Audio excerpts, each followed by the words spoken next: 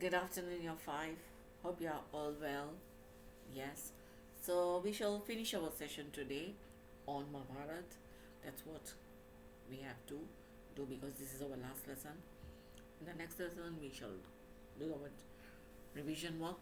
Now, let us look at the last part of Mahabharat. But before that, let me talk about the previous session. Now, in the previous session, I ended up by talking about, in fact, I was talking about Draupadi's Swayamvar, and then we talked about the Pandavas getting kind of Prasth, which they transformed into Indraprasth, and then what happened? The two dice game here. In the first dice game, Yudhishthir lost everything he put at stake, and then in the second dice game, he played with the Pandavas played with the Kauravas, was the loser going to the forest for 12 years exile and spending the 13th year in disguise. Now, the Pandavas successfully finished the second condition, but according to Duryodhana, he was not ready to accept that. He wanted the Pandavas to go back to the forest for another 12 years. But then the Kauravas now said that it's enough. So they sent a mission. They sent a messenger who went to Dhritarashtra and told them, now that we have finished the task, so give us back our kingdom. But what did Dhritarashtra left it all to Duryodhana to decide, because he said that after all, let him decide. So Duryodhana here says that I'm not going to do that. Okay, so Lord Krishna told Yudhishthir and said that let's try to avoid any battle the first. So he told Yudhishthir, what do you want to do? So Yudhishthir said that I want you to go on a peace mission, taking the message that if he doesn't want to give me Indraprasth, he can give me 5 villages. Okay. So when Krishna goes to Hastinapur for the peace mission, he takes the message of Yudhishthir. Yudhishthir had asked for 5 villages. If they don't want to give him Indraprasth, it's fine. Just 5 villages will also be enough. Now, when Krishna went over there with that, by the time Krishna told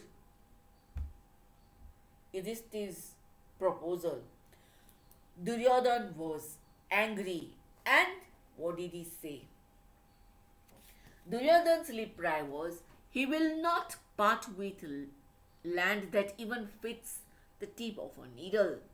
So Duryodhana was not ready to accept the peace proposal. So instead, what did he try? He tried to capture Krishna, but he could not, because Krishna was not a person to be captured. So Krishna left Hastinapur, and now it was confirmed that the war will take place. Okay, so now Shakuni advised Duryodhana that you should go to Lord Krishna and ask for help, because if you go to Krishna and ask for help, I'm sure he will not refuse. So just go. So Duryodhana went. On other side, Yudhishthir also told Arjun to go to Krishna for help. So both came to ask help from Lord Krishna. And here, that time, Lord Krishna was sleeping. So, what did Duryodhana do? Duryodhana saw Lord Krishna sleeping. So, next to the bed was a fine chair. So, he decided to sit there near the head of the bed where the chair was placed. So, he sat there waiting for Krishna to wake up, folding his hands and sitting like that. And then Arjun comes. Arjun also saw Duryodhana, but he never said anything to him. He just stood at the foot of the bed where Lord Krishna was sleeping. with folded hands, waiting for Lord Krishna to wake up. Now, when Krishna opened his eyes, he saw Arjun at the foot of the bed and says, "Yes, Arjun, how may I help you?" Duryodhana stood up and said, "But I came first." So Lord Krishna turns and says, "Oh, also Duryodhana, you are here. So how may I help you?" Says, "We need your help in the battle, in the war." So Krishna could decided not to displease anyone and laid down two options. He led two options. In the first option, he said one will take the Narayani Sena of more than 1 million soldiers, and the other one will take Lord Krishna himself, but unarmed. That means he will not pick any weapons to fight. So here, Krishna turns at Yudhishthira and says, "Duryodhana, since Arjun is younger than you, why can't you give him to choose first?" Duryodhana was not happy, but he did not want to even make Lord Krishna angry, so he accepted and said, "Yes, let Arjun choose whatever he wants." So here now, what does Lord Arjun choose? What will Arjun choose? The first option of the Narayani army or Lord Krishna himself? So Arjun chose the second option and says, "I want Lord Krishna unarmed on my side." So Arjun's Duryodhana was like, "Oh, it's okay, I can take the Narayani Sena," and he went away very happy, pleased that he had got what he wanted, and went back to Hastinapur, thinking, what will Krishna do if he's not going to fight? What is he of use? And went away. And here Lord Krishna turned towards Arjun and told him, "Why did you take me and not the Narayani Sena?" Arjun told Lord Krishna that, "With you on my side, I can conquer the whole universe. And what I want you to do is, I want you to act as my charioteer in the battlefield." So Lord Krishna accepted that and said, why do you want me to become your charioteer?" He says, "With you is my charioteer. I know you will guide me to do the right things, and also you will protect me to make sure that I don't get hurt." So Krishna accepted Arjun's proposal and became his charioteer. Now, the battlefield was Kurukshetra.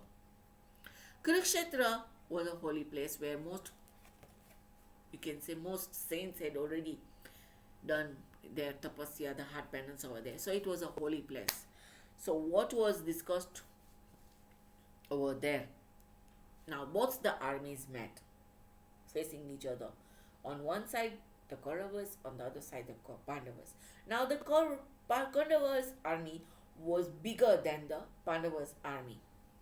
2 times bigger than that. That means here there were, maybe you can say 900, here there were 400. So that was how the army was. Now, before the battle started, Arjun told Krishna to take the chariot to the middle of the battlefield where he could see both sides. Now he looked on both sides and then he got disturbed. He placed down his Gandiv and said, "I don't want to fight. I cannot fight." Because on both sides he saw his own kinsman. Now kinsman means somebody who is related to you by blood or by marriage, or somebody who is very closer to you. Now what happens? On both sides he saw his brothers, cousins, teachers, his elders. So he was not prepared to fight. He says, "Just for the sake of the kingdom, we shall shed a lot of blood." And that time, Krishna told Arjun that this battle is no longer for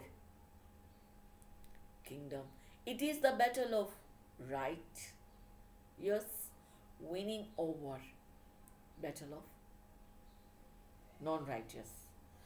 So, you have been chosen as the person to lead this battlefield. If it had not been you, it could have been anybody.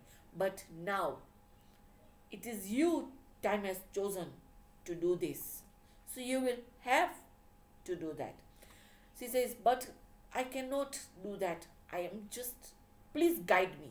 So, that time, Lord Krishna told him so many things which was related about the soul and everything, about the karma, that is your actions, how devotions and then knowledge, all that takes us then closer to Paramatma.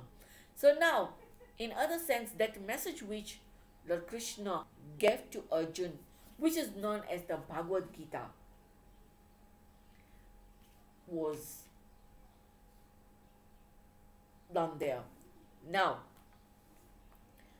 after Lord Krishna had explained to him everything about the soul and that all these relations that you come in this birth is just for there.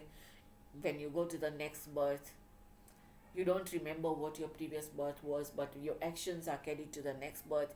From there you get the body or which family you're going to be born into. So all this you have to finish, okay, and then only you can move forward. So now the final answer Arjun asked Lord Krishna to finish with was, he wanted to see the true form of Paramatma. Okay, now Lord Krishna told Arjun, you cannot see Paramatma with these eyes of yours. You will need divine eyes. So I grant you the divine eyes with which you will see the true form of Paramatma. And the true form of Paramatma is the Virat Darshan, or what you call the Vishwarup. Okay. So here now, after seeing the Virat Darshan and the Vishwarup of the true form of Paramatma, Arjun saw in that life beginning from Paramatma all the way going and ending back into Paramatma. He saw the cycle of birth and death. And what was necessary? Moksha. So he understood everything. And here now, he prepared himself to fight. So he picked up his Gandhi and the battle began. Now, as the battle began, both sides lost so many soldiers. And here on the other side, the Pandavas were gaining success as they killed the Kauravas one after the other. Finally, all the Kauravas were killed. And then the Pandavas ended as winners. They emerged as winners. Now, this battle it took ages and ages. But this battle only lasted for 18 days. Yes, in the 18 days, all the Kauravas were wiped out and the Pandavas emerged as winners. So they became the future. They went to Hastinapur and then they ruled that kingdom for many years to come. So here we come to the end of the session and the topic of Mahabharat. Hope you had enjoyed the topic. Now, if you want to go at one glance, you can watch all the videos to understand the explanation again. After this, I shall send you a set of questions where we shall finish all the questions related to this topic. And all the best in your exams. Till then, bye. See you. God bless you. Stay at home.